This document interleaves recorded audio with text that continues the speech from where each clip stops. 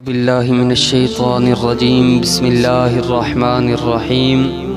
ناظرین، سلسلہ حضرت خالد بن ولید رضی اللہ تعالی عنہ کی گزشتہ قسط میں ہم نے بیان کیا کہ حضرت صفیہ رضی اللہ تعالی عنہ نے ایک مشکوک آدمی کو دیکھا جو قلعے کے اندر گھسنے کی کوشش کر رہا تھا، اور حضرت صفیہ رضی اللہ تعالی عنہ ایک ڈنڈا لے کر اس مشکوک آدمی کے پیچھے جا رکی جو دیوار کے ساتھ کھڑا اوپر دیکھ رہا تھا۔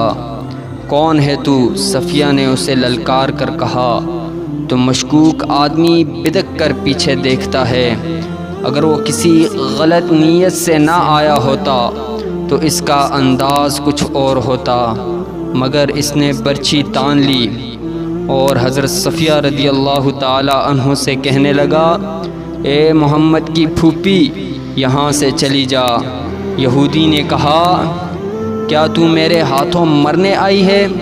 ہاں، میں بنو قریظہ کا آدمی ہوں، پھر تو یہاں سے زندہ نہیں جائے گی۔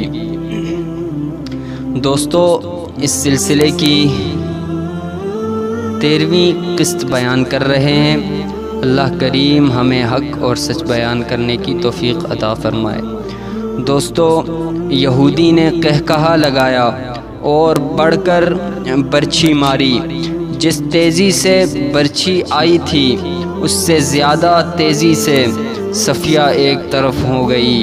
یہودی کا وار خالی گیا تو وہ سنبھل نہ سکا، وہ آگے کو جھکا اور اپنے بڑھتے ہوئے قدموں کو روک نہ سکا۔ صفیہ نے پوری طاقت سے اس کے سر پر ڈنڈا مارا۔ ایک عورت کے بازو میں خدا کا قہر آ گیا تھا۔ یہودی رک کر سیدھا ہوا لیکن اس کا سر ڈولنے لگا۔ صفیہ رضی اللہ تعالی عنہا نے اسے سنبھلنے کا موقع نہ دیا اور اس کے سر پر پہلے سے زیادہ زور سے ڈنڈا مارا۔ اب یہودی کا کھڑا رہنا مشکل ہو گیا۔ اس کے ہاتھ سے برچھی گری، پھر اس کے گھٹنے زمین سے لگے۔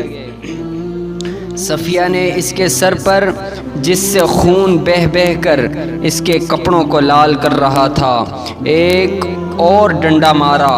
وہ جب بے ہوش ہو کر لڑک گیا تو صفیہ رضی اللہ تعالی عنہا اس کے سر پر ہی ڈنڈے مارتی چلی گئی جیسے زہریر ناگ کا سر کچل رہی ہوں۔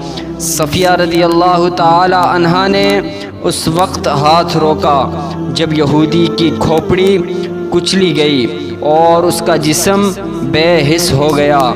صفیہ رضی اللہ تعالی عنہا قلعے میں چلی گئی۔ مورخین لکھتے ہیں کہ یہ خبر جب رسول کریم صلی اللہ علیہ وسلم تک پہنچی تو آپ صلی اللہ علیہ وسلم کو پریشانی ہوئی۔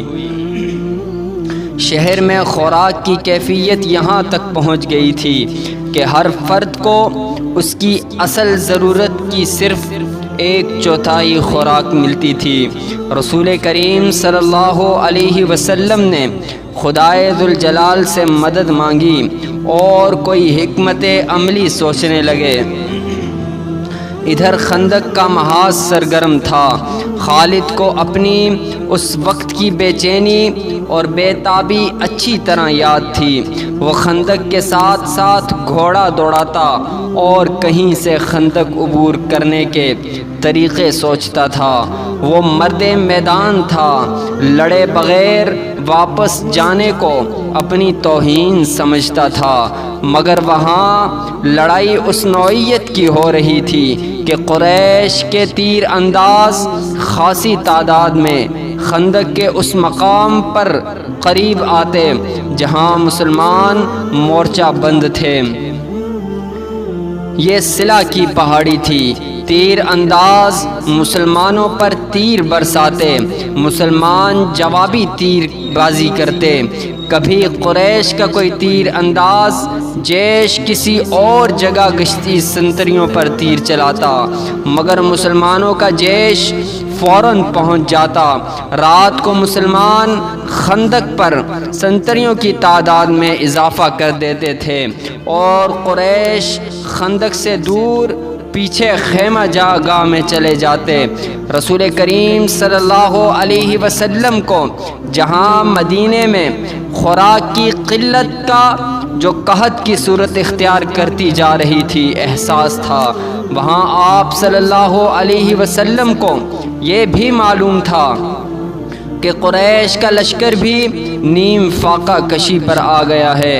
یہ وہ کیفیت تھی جو انسانوں کو ایک دوسرے کی شرائط ماننے پر اور معاہدوں اور سمجھوتوں پر مجبور کر دیتی ہے۔